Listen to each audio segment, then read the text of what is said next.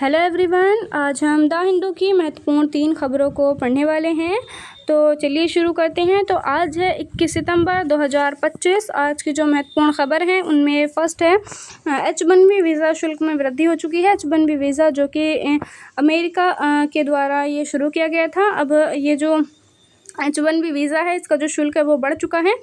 दूसरी important news है फ़िलिस्तीन पर बढ़ता वैश्विक समर्थन। फ़िलिस्तीन पर लगातार जो इजराइल देश है वो फ़िलिस्तीन पर लगातार नरसंहार उस पर कर रहा है और इस चीज़ को लेकर के जो पूरा विश्व है वो फ़िलिस्तीन के समर्थन में आ चुका है। और जो तीसरी न्यूज़ है वो UPI से कर चुका है शेयर में निवेश। क्या न्यूज़ है इसके बारे में भी हम चर्चा करेंगे। तो चलिए देखते हैं।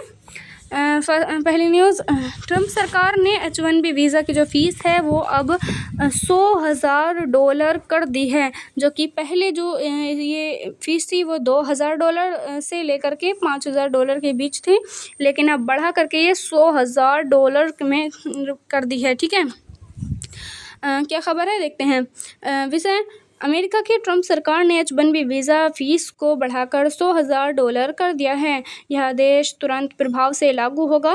भारतीय IT कंपनियों के प्रोफेशनल और जो मतलब कि भारत की जो IT कंपनियां हैं जो कि अमेरिका के अंतर्गत कार्य करती हैं और जो प्रोफेशनल हैं वो इससे सबसे ज़्यादा प्रभावित होंगे।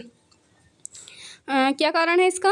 अमेरिका में स्थानीय नौकरियों की रक्षा के लिए यह कदम उठाया गया है कि अमेरिका की जो सरकार है वो चाहती है कि जो विदेशी लोग हैं उनको कम फ़ायदा हो, जबकि जो स्थानीय वहाँ की नौकरियां हैं, स्थानीय जो लोग रहते हैं वहाँ पर अमेरिका के, उनको इनके हित के लिए, उनके फ़ायदे के लिए ये कदम उठाया गया है। अमेरिकी सरकार का मानना है कि विदेशी कर्मचारियों से अमेरिकी वर्क फोर्स को नुकसान हो रहा है और घरेलू कंपनियों को बढ़ावा देने की कोशिश अब अमेरिका के द्वारा की जा रही है। क्या है H1B वीज़ा? यह अमेरिका का वर्क वीज़ा है। इसके तहत अमेरिकी कंपनियां विदेशी नागरिकों जैसे भारत के लोग मतलब कि भारत के लोग जैसे अमेरिका में जाकर के IT कंपनियों के तहत कार्य करते हैं तो उनको विशेषज्ञ नौकरियों में काम करने के लिए रख सकती हैं। यह ख़ास तौर पर IT सेक्टर, मेडिकल रिसर्च क्षेत्र के लिए होता है।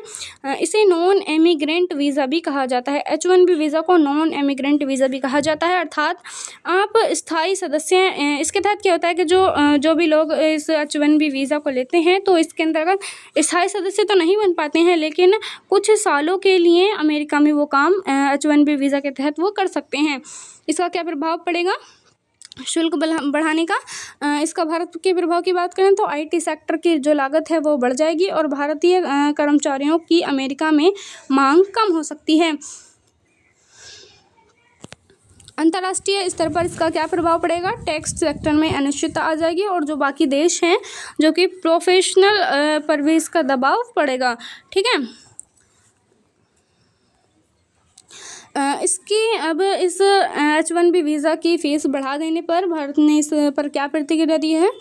सरकार जो लगातार यही प्रयास कर रही है भारतीय मिशन के तहत कि अमेरिका सरकार जो है वो राहत दिलाने की कोशिश कर रही है, यानी कि भारतीय मिशन अमेरिकी सरकार से राहत दिलाने की कोशिश कर रही है, जबकि विपक्ष का मानना है कि जो सरकार है वो कमज़ोर उसको बताया गया है। और H1B वीज़ा के और साथ ही जो विपक्ष है उसने कहा है कि H1B वीज़ा के मुद्दे पर अधिक कूटनीतिक दबाव डालने की मांग उसने कही है कि जो सरकार है वो इस पर अधिक अपना कूटनीतिक दबाव है वो जो डाले इस पर।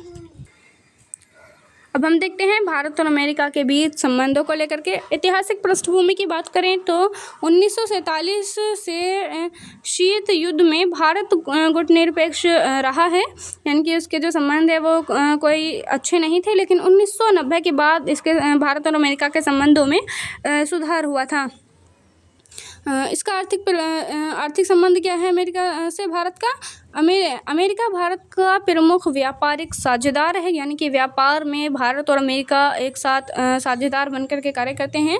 और IT, दवाइयाँ, इंजीनियरिंग सामान का ये भारत जो है वो अमेरिका को निर्यात करता है। अमेरिकी कंपनियों का भारत में निवेश भी है। रक्षा सहयोग की बात करें तो लीमुआ और कासा बेका जैसे जो समझौते हैं वो दोनों देशों के बीच हुए हैं। इसमें जो है वो राष्ट्रीय सुरक्षा के लिए, यानी कि जो बाकी देश हैं उनसे सुरक्षा के लिए समझौता किया गया था। और मालाबार नौसैनिक अभ्यास, ये भी राष्ट्रीय सुरक्षा के लिए ये एक अभ्यास की गई थी, जो कि 4 देशों के बीच थी। भारत और अमेरिका और जापान और ऑस्ट्रेलिया, 4 देशों ने मिलकर के जो नौसेना होती है, मतलब कि नौसैनिक जो होते हैं उनके आपस में, ताकि वो सहयोग कर सकें, उसके लिए अभ्यास की गई थी 1992 में। और आधुनिक हथियारों की ख़रीद अभी इस पर बात चल रही है, ताकि जो हथियार हैं वो मतलब वो ख़रीदे जा सकें और जो राष्ट्रीय सुरक्षा है वो की जा सकें। शिक्षा व तकनीक में इसका क्या योगदान है? लाखों भारतीय छात्र अमेरिका के अंदर मौजूद हैं, जो कि आईआईटी कंपनियों में कार्य करते हैं। भारत से जो है वो अच्छे इंजीनियर बन करके जो वहाँ पर जाते हैं। और साथ ही H-1B वीज़ा पर आधारित प्रोफेशनल काम करते हैं, यानी H-1B वीज़ा वो लेते हैं और फिर बाद में भारत प्रोफेशनल जो कार्य हैं वो वहाँ पर जाकर के अमेरिका में वो करते हैं। और अंतरिक्ष, AI, क्वांटम टेक्नोलॉजी में भी ये सहयोगी हैं। अब इसकी क्या चुनौतियाँ होंगी? व्यापार विवाद जो टैरिफ को लेकर पहले से ही हुआ है, यानी कि जो टैरिफ विवाद है वो पहले से ही चल रहा है अमेरिका और भारत के बीच। और साथ ही और क्या चुनौतियाँ होंगी? अमेरिका के इस कदम से विश्व का जो रोज़गार है, यानी कि पूरे वैश्विक स्तर पर जो रोज़गार है उसमें कमी आ जाएगी और भारत के साथ संबंध और भी ख़राब हो सकते हैं। इसका क्या निष्कर्ष है? यह फैसला भारतीय आईटी उद्योग के लिए एक चुनौती है।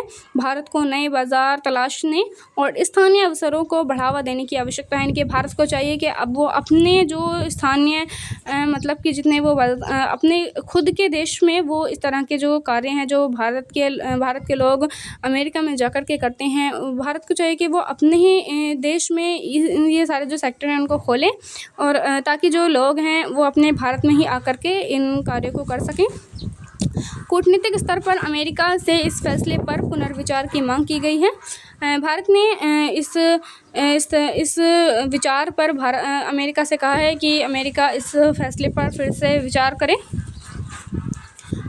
तो अब हम देखते हैं दूसरे न्यूज़ को, जो कि फ़लस्तीन के बारे में है। फ़लस्तीन पर, जैसे फ़लस्तीन का जो गाज़ा है वहाँ पर लगातार इजराइल के द्वारा अटैक किए जा रहे हैं और वहाँ पर नरसंहार हो रहा है।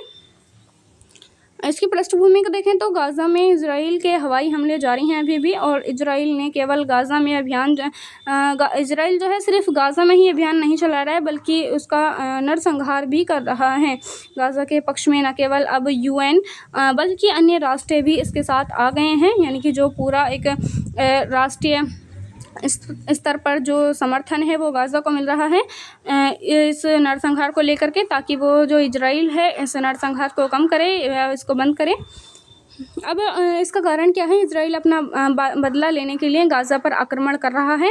जब 7 अक्टूबर 2023 से हमास ने इजराइल पर हमला किया था, तब हमास एक संगठन था जो ऐतिहासिक फ़िलिस्तीन को बसाना चाहता था, और इस हमास को ख़त्म करने के लिए इजराइल ने सिर्फ गाज़ा में हमले कर रहा है, बल्कि अन्य देशों जहां हमास के सैन्य ठिकाने थे वहां पर भी ये हमले लगातार इजराइल कर रहा है।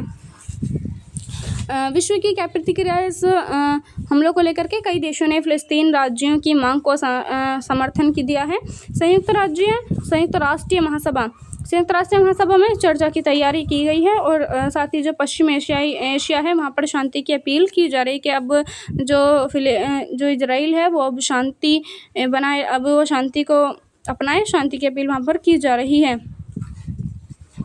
इजराइल का इसमें क्या रुख है? यानी कि इजराइल जो है उसने अब इस नरसंहार को एक नया रुख दे दिया है। वो चाहता है कि जो हमास है उसको ख़त्म करने की वो उसकी प्रतिबद्धता है। वो चाहता है इजराइल के अब हमास को ख़त्म कर दिया जाए, ऐसा वो चाहता है। सुरक्षा कारणों का हवाला देकर कार्रवाई की जा रही है, और फिर भी उसके बावजूद भी अंतर्राष्ट्रीय स्तर पर आलोचना इसकी इजराइल की जा रही है, लेकिन उसके बावजूद भी जो इजराइल है वो लगातार हमले उसके जारी हैं। मानवीय संकट अस्पतालों में वहाँ पर फ़िलिस्तीन के जो लोग हैं गाज़ा में, तो वहाँ पर अस्पतालों में बहुत ज़्यादा भीड़ लगी हुई है। दवाइयों की वहाँ पर कमी पड़ गई है। हज़ारों लोग विस्थापित हो चुके हैं, अपना स्थान छोड़ करके दूसरे स्थान पर वो जा चुके हैं। संयुक्त राष्ट्र और रेड क्रॉस से मदद की अपील की जा रही है, ताकि जो फ़िलिस्तीन के लोग हैं वो उनकी मदद कर सकें। जो फ़िलिस्तीन के लोगों की संयुक्त राष्ट्र और रेड क्रॉस जो है वो मदद कर सकें। अंतर्राष्ट्रीय प्रभाव, अंतर्राष्ट्रीय स्तर पर इसका क्या प्रभाव पड़ेगा? पश्चिम एशिया में जो है तनाव वो बढ़ जाएगा और तेल की कीमतों और व्यापार पर भी इसका काफ़ी ज़्यादा प्रभाव पड़ेगा और जो वैश्विक राजनीतिक ध्रुवीकरण है वो भी तेज़ हो जाएगा। अब देखते हैं भारत पर इसका क्या प्रभाव पड़ेगा इस इजराइल और फ़िलिस्तीन के बीच के युद्ध को लेकर के। भारत को इजराइल और फ़िलिस्तीन दोनों के साथ संतुलन बनाए रखने की आवश्यकता है। पश्चिम एशिया में तनाव से ऊर्जा की कमी आएगी, जिससे भारत में तेल की जो कीमतें हैं वो आसमान छू लेंगी, यानी कि बहुत ज़्यादा तेल की कीमतें बढ़ जाएंगी। संयुक्त राष्ट्र और अन्य मंचों पर भारत को स्पष्ट रुख अपनाने का दबाव इस पर डाला जा रहा है, ताकि वो संयुक्त राष्ट्र और अन्य मंचों पर भारत जो है वो स्पष्ट रुख अपनाए कि हाँ वो किसके साथ है। लेकिन भारत जो है वो एक संतुलन की अवस्था को बनाए हुए है। पश्चिम एशिया में अस्थिरता से भारतीय निर्यात पर प्रभाव भी पड़ेगा इस पर, ठीक है। इसका क्या निष्कर्ष है? संघर्ष जल्द नहीं रुकने वाले। इजराइल ने ग्राउंड ऑपरेशन भी शुरू कर दिया है। शांति के लिए वैश्विक दबाव बढ़ गया है और गाजा में हो रहे नरसंहार पर रोक को लेकर के पूरा विश्व अब सक्रिय हो चुका है। अब हम देखते हैं तीसरे इम्पोर्टेंट न्यूज़ के बारे में। यूपीआई जो कि यूपीआई को लेकर के है। यूपीआई का जो 1 साल का जो लेन देन है, निवेश है, उसके बारे में खबर है।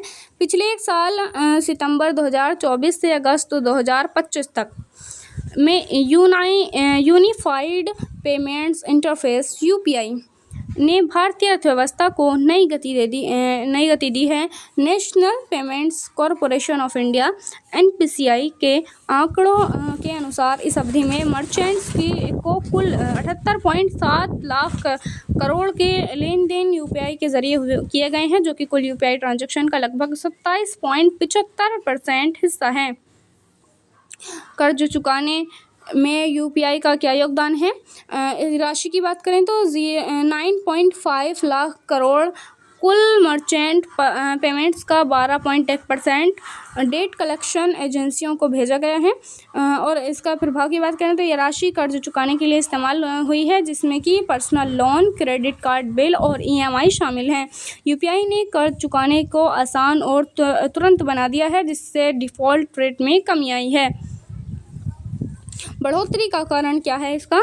आरबीआई की पॉलिसी के तहत यूपीआई पर क्रेडिट लाइन और लोन रीपेमेंट की सुविधा बढ़ गई है, जिससे सब प्राइम बोरोअर्स को 8% ज़्यादा लोन मिले।